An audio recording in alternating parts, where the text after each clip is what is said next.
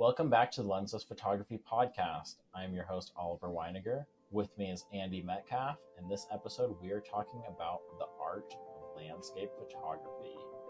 Roll intro music.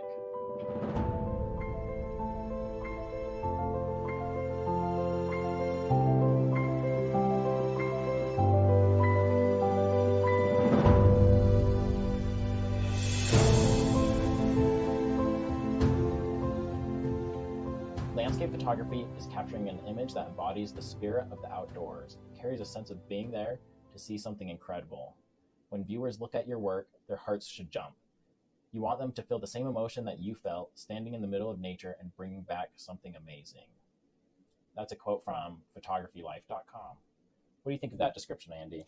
I really like it. I don't know so much about the, heart should jump, but definitely there should be some some emotion that is evoked from that, however that, whatever that happens to be, or however that happens to represent in someone. And if it's if it's their heart jumps, then and I think that's just kind of what that means, is just like when you see a really great photo, you're like, oh wow, for sure spots out to you. I think it was actually, it's kind of cheesy, but I like the description though. I think it's pretty well of the idea of what is landscape photography and like what's the art of it about. I think that's kind of the goal for most photographers, is to make something that fits this description.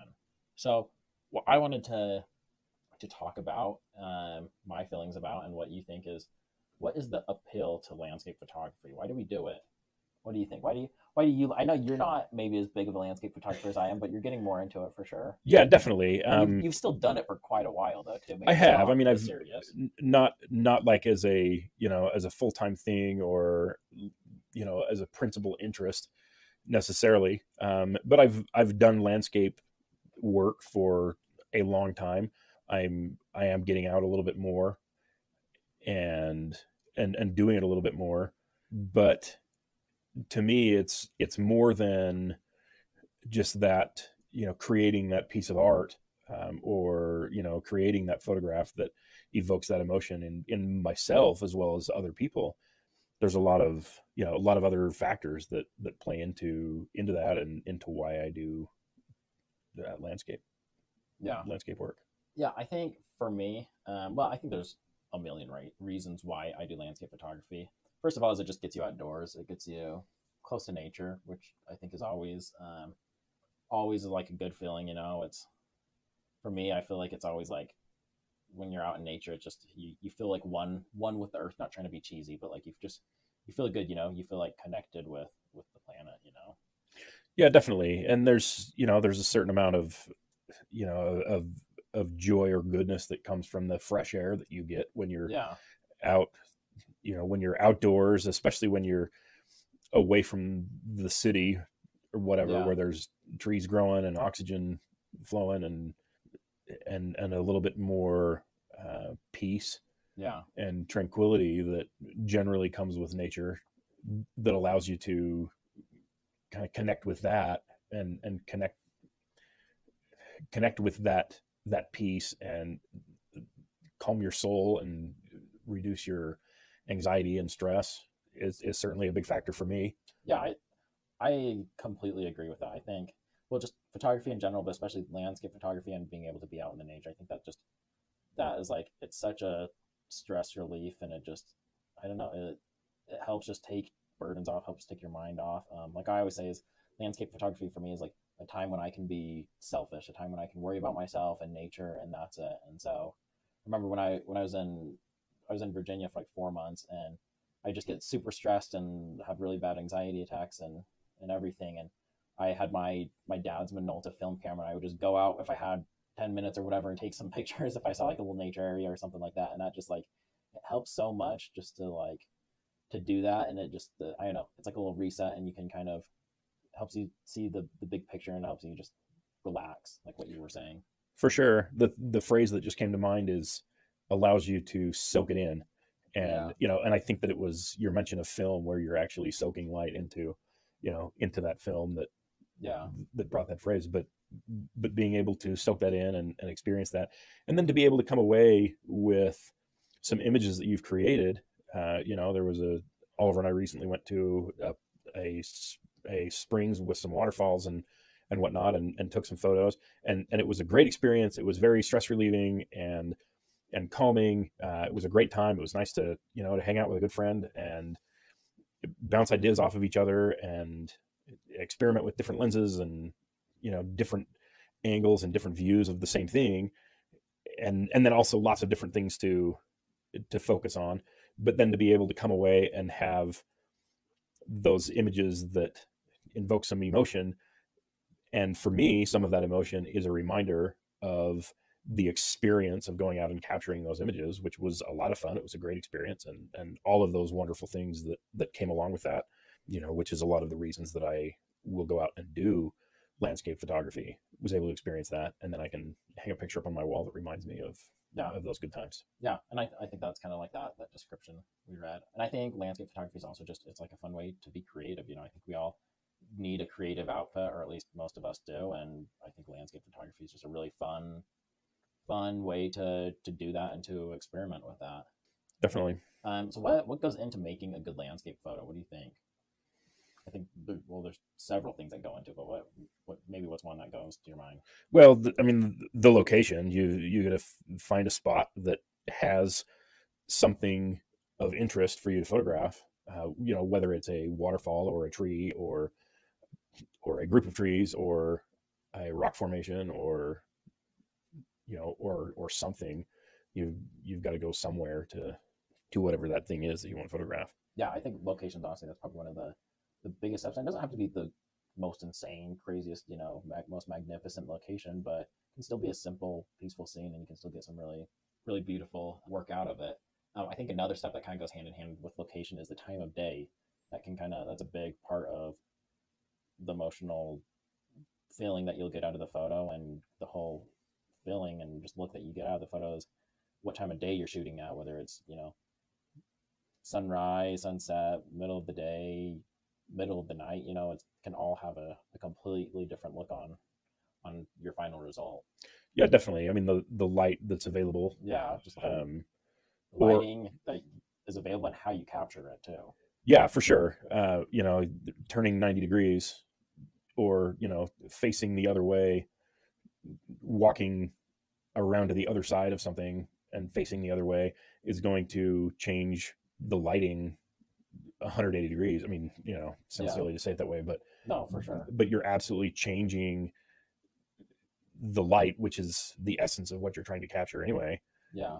You can have some incredibly different results from the same subject at the same time of day by changing the way you're facing. Yeah. But then on top of that, you can also have some incredibly different results when it's in the morning versus in the evening or in the middle of the day. Yeah. Yeah. And I really liked what you said about that. Sometimes what we need to do is when we're making a photos, we just need to, something's not working out. Maybe we just need to go to the other side of it. I was on Clubhouse today. There's like a photography discussion going on, and they were talking about backlighting like plants and stuff like that, having like the sun come through and kind of shine through the plants. And that's some of my favorite stuff to do is like with plants and trees and leaves, because you can get those leaves to light up. Like that's kind of like one of the rules of photography. Transparency, that's like how you give them color, is by backlighting them. And so sometimes if you're on the same side of the light, stuff looks kind of flat in the middle of the day, or it just might be not very appealing. But if you can get on the other side of it, like not middle of the days and the sun's directly above, but if it's kind of, more angled or whatever, you can get on the other side, and then you can get way more color out of the plants or whatever that you're shooting, or the trees. Definitely. Going with that is weather conditions. I think weather has a huge thing into it too. Absolutely. A photographer's nightmare is, a normal person's favorite thing, which is a blue sky, sunny day or whatever. Most of the time as a photographer, you don't want that. Sometimes you may want that, but you want, maybe some rad storm clouds or lightning or really pretty sunset, and snowing or whatever. Well, or, like you mentioned, snow, or the instant the rain stops, or maybe in the middle of the rain, for that matter, capturing what's happening in the world the second the sun comes out after a rainstorm. Yeah.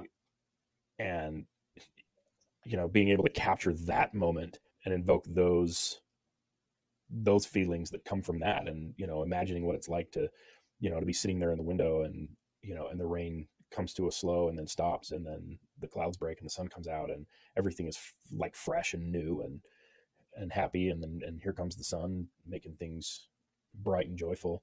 Yeah, can be a very different set of images, and a very interesting lighting scenario yeah, that you can utilize to make a great that's landscape weather. photo. Yeah, weather has just a huge play on how your lighting is going to be and whatnot. So it's pretty important thing. And then you jumble all those things up, and then you got to worry about how you're going to compose your photo, how you're going to put all that kind of into your photo. And last podcast we kind of talked a little bit about that, about composition a tiny bit. So go check out the last podcast. But how you're going to make all these elements of the photo, the location, the time of day, the lighting, the weather conditions, how you're going to make all of that play into your shot, how you're going to capture the flow of everything and make a harmonious image. Once you have your composition down, then you take your shot, of course, and capturing it is kind of a whole different story, because there's all your camera settings and whatnot, that go into how you want your shot to look. And then you edit your photo, of course. You do all the post-processing. And in the post-processing, I feel like you can take it in a couple of directions. You can have a more literal version of it, or maybe a more artistic, I guess you could say, or more, what would you think? How do I say that? Not artistic, but a more... maybe stylized, yeah, version of it. And I don't think one way's better than the other. I think it's important to be, like I keep on saying, authentic with nature, but how you edit that really plays a role on that, though. Yeah, definitely. Do you want your photo, like what I like to do a lot of the time, I try and kind of give it a painterly vibe, which doesn't always look like the scene that I saw. Like when we went and we were shooting at that springs that we were at, we shot those mountains or whatever, and I sent you my photo. My photo did not look like the scene that we saw. I don't know if you remember, but yeah, when I sent it, and I took the artistic decision to make it different than that, mess with it a lot different, even though it's not necessarily how it looked. And I don't always do that. Sometimes I try and make it look, how I saw it. So that's kind of something you might want to think about is, do you want it to look like how you saw it, or do you have a different vision of the photo? Sometimes I have the vision as I'm taking the photo, or when I'm editing it too. It kind of depends. For sure. Me, I tend to lean more towards a literal look. I want it to look like it did. Yeah. To my eye when I capture that photo. When I print it and hang it on the wall, I kind of want it to look like I'm looking out a window at that scene. Yeah. The way that I saw it is really more my style, where a lot of other people will saturate, and in some cases super saturate stuff. Yeah, we talked about that at length already, and that's great for them, and if that works for them, super. That's not my style. It's not necessarily what I like to do. And like for me, I think it's just finding like a good middle ground too. Like I for sure will like mess with the photo, and I will mess with the photo and stuff like that, and it might not always look like exactly like how I saw it, but I don't go crazy, and I'm not going ham on the saturation or making the peaks stretched out bigger than they actually are. And I think it's just like being honest with yourself too, because there'll be people that will go crazy with the saturation and stuff like that, and then they'll talk about, oh, this was so beautiful, like and it's like, that's not the scene that you saw. I've been to that location, it doesn't look like that. Like, yeah, and you can tell when it's just saturation, but then when I've gone to a place and I'm like, that is not the same peak. It is the same peak, but you clearly stretch that out, or you added in a sky that would never be here, or something like that. Yeah, and like adding clouds to a sky for a more dynamic-ish image, to me, is not a super big deal, but like stretching mountains, yeah, I think that's just, I just don't. If that mountain isn't tall and sharp enough for you, then go find one that is. I've seen people reverse them, so mirror the image and stretch it out just to make it look more pleasing. Yeah, and I don't know. My answer to that is you can mess around with that and play with that all you want, but at least be honest when you're posting that on Instagram or whatever. Instagram's garbage anyway, so I have a very love-hate relationship with Instagram, as I like to say. Okay, well, we've talked about editing a ton in our podcast. Let's move on. So yeah, talk to me more about your artistic twist on landscape. So you do more of a realistic version of it. I do, yeah, and maybe that's what my artistic twist is, that there is no twist. But let's more so. What I want to know is your process of when you're actually capturing the image. Like when you see a scene, this is like really hard to explain. But like, what inspires a scene for you when you see one and you're like, oh, I want to capture it this way and this way. When we went up to the mountains and we were taking pictures, it was in the fall time, but it's snowed, so there's fresh snow everywhere. I feel like we did not see eye to eye. You would see a scene that you liked, and I would see a scene I liked, and we would kind of go back and forth. We kind of like shoot with each other, and we were having fun. But it was very different scenes, and we came back with our photos that we edited and stuff like that were different scenes and stuff like that. So what kind of catches your eye and gives you inspiration to take pictures of? I think, like, in reference to that shoot, the image that I walked away with, my favorite image from that shoot is of a tree. And so in that case, it was really more about a solitary item. Okay. And there was certainly, there's more in that photo than that one solitary item, but that tree took up all of the attention in that photo. It was, that's what it was about, was that one singular solitary item. And it was kind of maybe about, the grandness of this tree, because it's a really big tree. And dead tree. Well, yeah, but or I just so the viewers know, it's this. Did you post on your Instagram? I think you did. I probably did. But it's like this big, like huge. Actually, I like the photo. I should find it. It's this big dead tree, and I didn't take pictures of it at all. But how he captured it, I like it a lot. Yeah, it's a big dead tree, and it definitely tells a story. But it's growing out of the middle of this sort of marshy area where there's some water collected, and there's snow around it. There's a tree stump from a different tree that's long since gone, but there's definitely a story about this tree that's grown here and persevered beyond other things that have tried to grow in that area, not nearly as big. And then ultimately it didn't survive, but its remains are still standing, as it's almost like it's its own headstone. Yeah.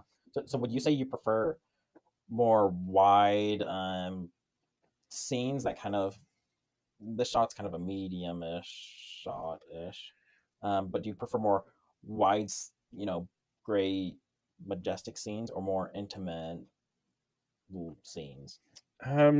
Or do you? It's tough to say. I don't know if I necessarily have a preference. One of the things that I really like about this image that we're referencing is that it's an image that's very tight on this tree, but behind this tree you can see the canyon and that it sits in, and then you can see the mountain peaks behind it, and there's lots of cloudy sky and whatnot. And so it's really kind of a combination of those two things, where your focus and attention is on this tree, but then also there's other things that grab your attention. There is life beyond this tree, because the trees in the background are very much alive and flourishing and surviving. Yeah I think I do both. I'll just do a mix of everything. I think I'll do a decent amount of wide, very big scenes, but my favorite for sure are like the more intimate close-up scenes that I'm usually using my telephoto lens with. And to me, like, after I capture these pictures, I love the wide scenes just because they're super fun, and they're just big, and you're in awe as you're taking them, because I feel like usually it's like a sunset or sunrise or whatever. But I feel like to me they're not as fulfilling, and I think that's just me. But when I do like a close-up scene, and it's usually like a intimate scene, and it's not a special day, nothing too special about the situation, but when I get like a good photo of that, I feel like I've almost worked harder for it, and I don't know, I feel very fulfilled with it, and it's a different feeling for sure. But I do both though. I'll use my 16-35 and my 100-400 quite a bit. And I guess that kind of brings us on to the next part, unless you had any other comments. Well, just on that, big white scenes versus the more intimate, simple scenes, there's a certain amount of, with what I like to do is I like to capture a scene differently than other people. Everyone has a picture of, it's easier of the to Grand do that Canyon with an intimate scene than it is a big wide scene. For sure. Or you can, look at all of this giant grandioseness of nature and in all of its glory, but also narrow your attention and focus all the way down to this leaf sitting Yeah. And in the snow.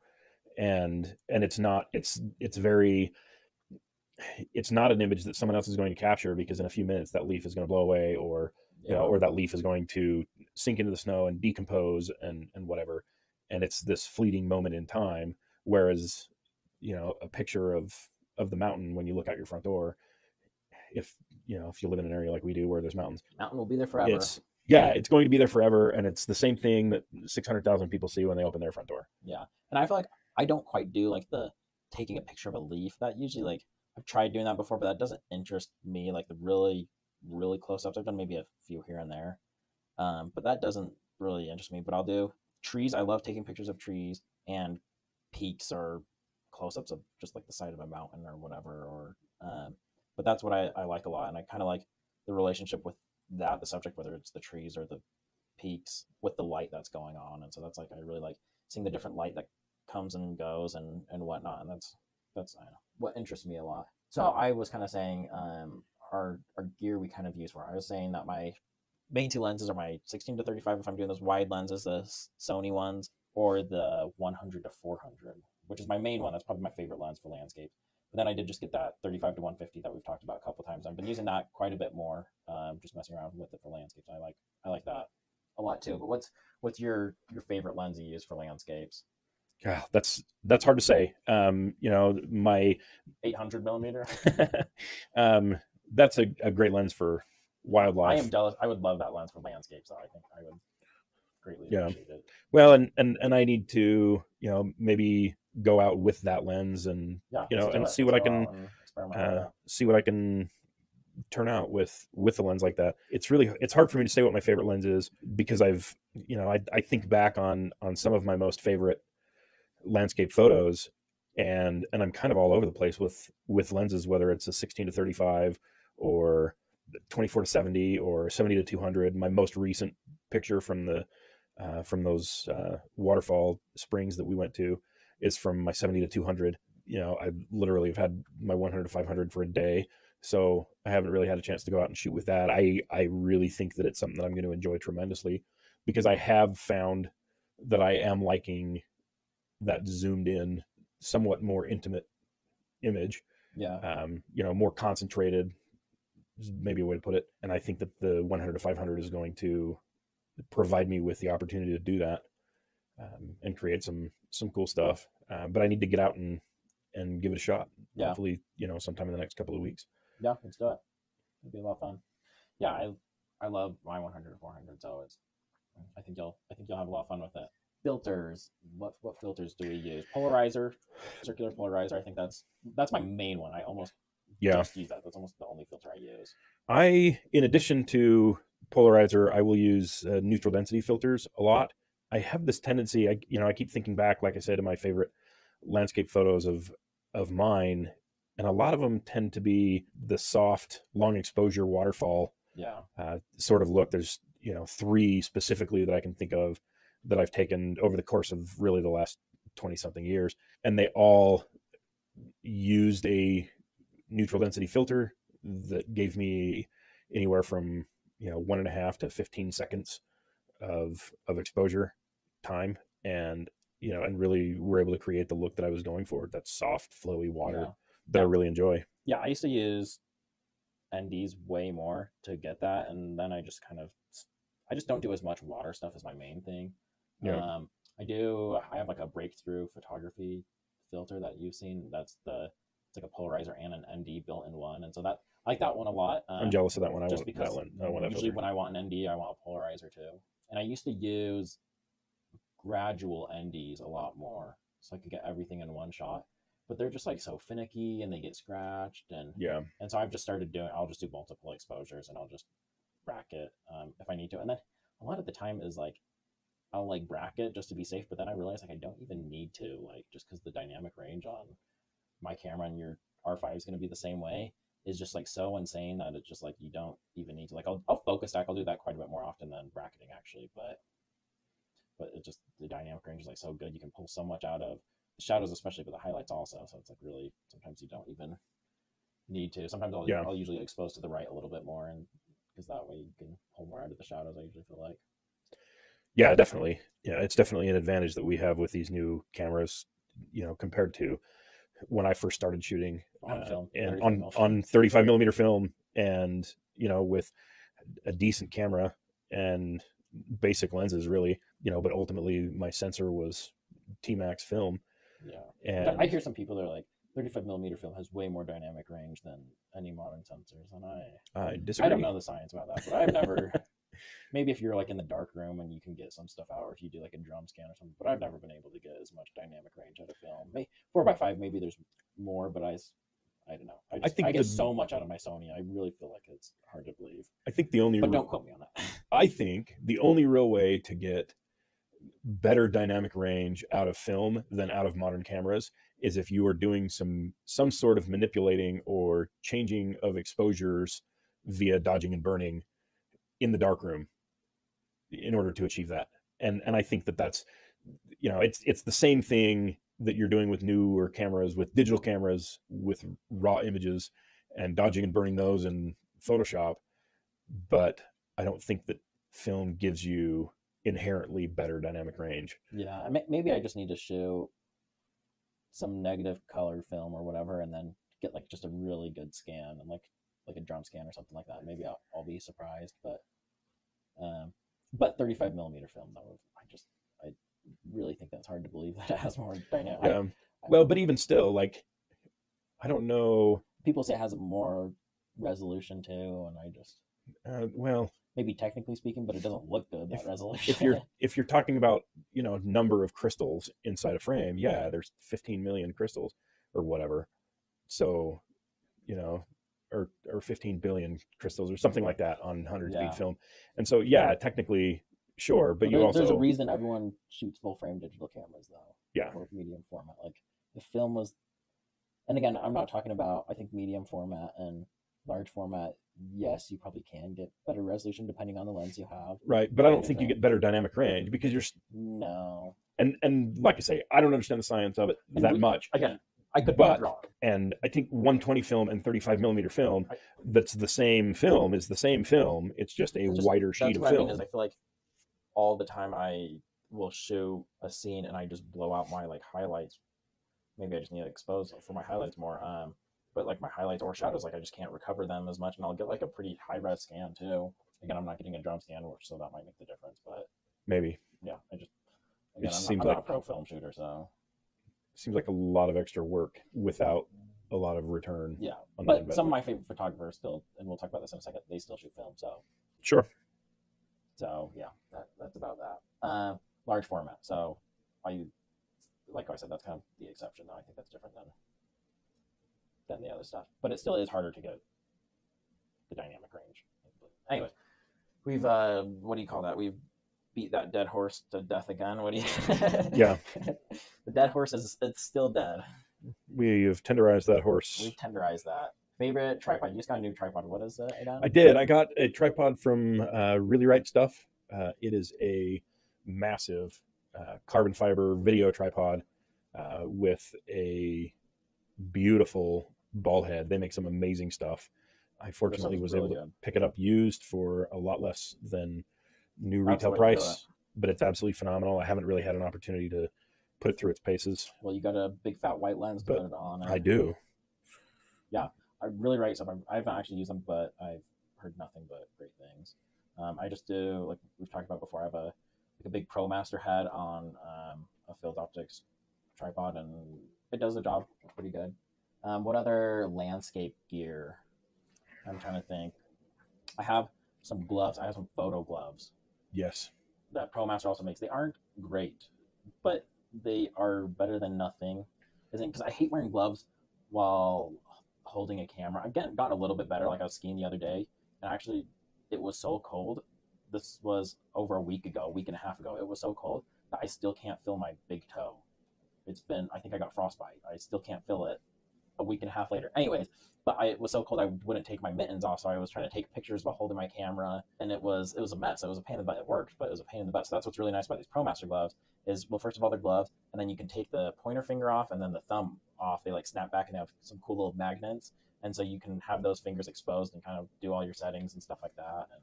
And they just don't keep your hands super warm is the main thing, but they're better than just having your hands out in the cold for sure. They're definitely not Sub-Zero Arctic capable gloves. However, when you need something, they are definitely something. I really like them a lot. You could probably put them in like some bigger mittens or something too, and then take those off when you're ready to take pictures. And then definitely, for me, if those gloves don't keep my hands warm enough, then I probably don't have other gear keeping me warm enough, and I'm going to seek the indoors anyway. They're just 2 steps above not wearing gloves, maybe 3. They're nice. They're pretty great. They're not phenomenal. Yeah, they're pretty. They're not super expensive either. No, they're like $40 or something. Yeah, but you can, like Oliver said, you can pull your thumb and finger out, and have touch control and touch access, and the touch, you can still touch screen through those as well. That works really good. Nice. I was testing them out the other day actually, and I can control my phone with with my fingers covered. I think they're pretty good for the price. The tip of your pointer finger and your tip of your thumb stay cold because it's not like it's insulated right there, which bothers me. But again, if it's lower than 40 degrees, I wouldn't wear them. But I think 40 degrees and up, I think they're decent for that weather. Any colder, I would, you can get some mittens and maybe get a liner or just some beefier gloves or something like that. But they're pretty good. What other landscape specific gear? God, I don't know. I'm trying to think of anything else that I use, but most everything else. I mean, a good quality bag that's going to hold your stuff and keep your stuff safe. Yeah, water resistant, and with either a waterproof outer layer or with a rain pouch. Yeah, a lot of the time you can get one that's both. That you can cover it up if you get stuck in the rain or whatnot. Good hiking shoes. Yeah, well, if you do any winter stuff, it's nice to have the little mini crampons or whatever, the little spikes or chains that you can put on your boots. So you're not slipping around. That's more of just basic outdoor gear, though. Leave us a comment if there's something else that you feel like is critical to. Yeah. Okay. And then our personal favorite landscape photographers. So I have so many favorite landscape photographers. It's not even a joke, but we made kind of a list of 3 that we thought were worth sharing. So Michael Fatali, you can go to his website. It's fatali.com. I've met this guy a couple times, maybe a few times actually. And I've talked to him over email a little bit here and there, but he is such an awesome guy. I think he lives in Arizona now, but his landscape work is just amazing. He does all huge, large format work, and his stuff is it's really good. It's really beautiful. He's like the color landscape photographer version of Ansel Adams. So he's an amazing photographer. So I highly suggest you go check him out. He has some amazing scenes and amazing work. Another large format photographer is Ben Horne. I'm sure if you are into landscape photography, I'm sure you're familiar with his work, but if not, go check out his website. It's just benhorne.com. He also does 8x10 film. I think he does a tiny bit of digital here and there. But his scenes, they're just like so pleasant and so appealing, and they're nothing crazy. He does have like bigger scenes and stuff like that, but he just like has some like very peaceful scenes, and the colors aren't crazy or anything, and it just all works out very well in his scene. We were looking at him before this podcast, this episode. What did you think of him, Andy? Ben Horne, some really cool stuff. I really love. He has a couple of different on his website. Sorry, there's a couple of sections that I really enjoyed a lot. One of them is called With Trees. I love that one. And the other one is Calm Water, which really kind of appeals to me a lot because a lot of my favorite stuff of my own is that soft, flowy waterfall. And that's like funny how we both our favorite sections. Like trees are some of my favorite stuff, and that's like probably his stuff that I love the most. And then your favorite stuff is the water stuff that you love doing the most. So that's kind of funny. Yeah, for sure. But yeah, he has some really good stuff.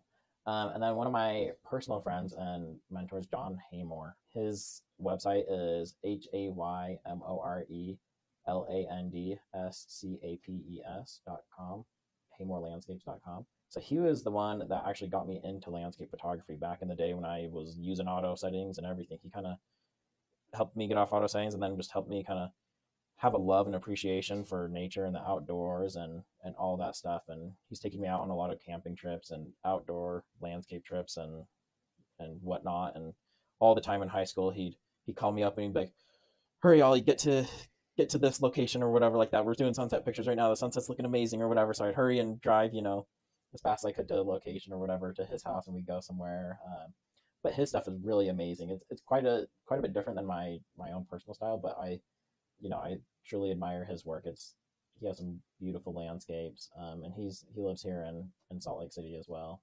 Yeah, I really like. He has a couple of. I'm looking at his website at the moment in his personal favorites, and some of the ones that really appeal to me or strike me very quickly is mostly, I'm guessing, southern Utah, where the sandstone has been worn away and there are these canyons with just some really interesting, neat shapes. But he's taken a different view of them, where normally people will stand and shoot at eye level at things that are at eye level, but he'll shoot up into the sky and you can see a sliver of sky. Oh, and like the slot canyons. Yeah, and the slot canyons. And there's almost black and almost completely white spots, and then tons of red and just some really pretty colors in there, but also some really neat shapes. And then a different perspective that maybe changes how you might see things, or you look at it and you go, oh yeah, if I was there I would probably look up. But he was there and thought, I'm going to look up, and then took that picture as well, which is really neat. Yeah, he's just an amazing photographer. Go check him out, follow him on Instagram, and hopefully we'll get him here soon to actually be a guest photographer on one of these episodes. And that's kind of what I wanted to talk about too, is kind of the future of the Lensdesk Photography podcast. So far we've done just mainly episodes with just Andy and I. We had a couple with Mitchell Richmond, who was with us. But kind of the direction I want to go with this podcast is we'll still do some here and there, just us two, kind of discussing whatever thing we want to discuss for the week. But we also want to get some more guest photographers on here. And if you're actually interested in being on the podcast, shoot me an email. Just my email will be in the description, the show notes description. So shoot me an email and let me know. Yeah, we want to just get more photographers on the show. Doesn't matter what type of photography you do. We'll get you in on the show. I do love landscape photography, so I will favor landscape photographers. And that's actually what I was going to say too, is I want to start doing a lot more landscape kind of themed podcast. But yeah, we want to get photographers and people from the community actually on the podcast and hear from them, so you guys aren't just hearing from Andy and I the entire time, as much as you guys probably love listening to us. But we think that there's a lot of other photographers that are way better than us that have a lot to share. For sure. And and in addition to that, if there's stuff that you want to hear us talk about, if there's something that strikes you, or something that you would love for us to explore and then share back with other listeners, what you would want to hear about, and different things that appeal to you, we'd love to know what those are, so that we can explore that and expound on that and share back with everyone else those sort of things as well. Yeah, let us know. Or Andy's gonna make me do a podcast about boudoir photography. So. But yeah, no, that's a great idea, Andy. Yeah, send us messages about what you think we should do a certain episode about, or if you have a question or whatever. But yeah, let us know if you'd like to be on here. And again, we're gonna be willing to cover whatever photography subjects or news or whatever. That's kind of been the idea from the start. We just do want to start doing a bit more landscape centered stuff, just because that's a lot of what we are currently doing. So yeah, any final thoughts about landscape photography, the art of landscape photography? No, I think I really think that we've covered things really well. We'd love to hear what you guys think about that. But really, if it's something that you do and love doing, then we want to encourage you to continue to do that, and and maybe seek out other photographers and what they do, and garner some inspiration from them. And if landscape isn't something that you have really gotten into yet, we would urge you to give it a try and see what you can make of it. Yeah, it truly is just like peaceful, and what's the word? It's like therapeutic. It's definitely. Yeah, give it a try. Get outside, and see what you can get from it. And if you have any questions, send us a message. We've both been doing landscapes for a long time, and you can check out our Instagrams again, like we've said before, and you can see some of our work. Or what I suggest, go to my website, and I have all my stuff there too, just winegarphoto.com, so you don't just see it tiny on Instagram. And we're working on getting Andy's website up and going. But yeah, again, let us know if you have any questions, and we're going to leave it like that for the day. All right, sounds good. Okay. You'll have a good one. Thank you so much for listening. Bye-bye.